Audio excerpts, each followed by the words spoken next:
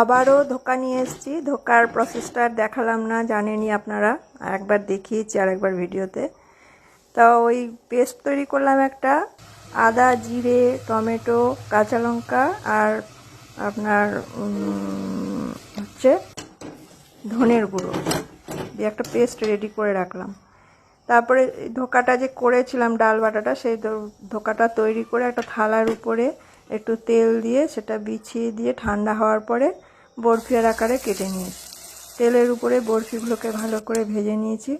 নেওয়ার পরে সেই তেলেই একটু জিরে, গরম মশলা ফোড়ন দিয়ে উপর থেকে আলুটা দিয়ে ভাজতে হবে ভালো করে।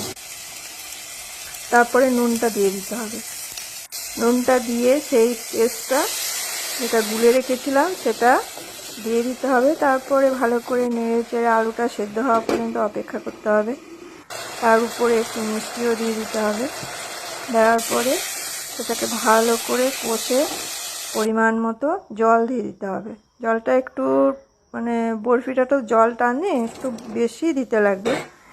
দেওয়ার পরে তারপরে সেদ্ধ হয়ে গেলে, বরফিগুলো দেওয়ার পরে সেদ্ধ হয়ে গেলে নামিয়ে গরম গরম পরিবেশন করতে হবে ধোকার ডাল।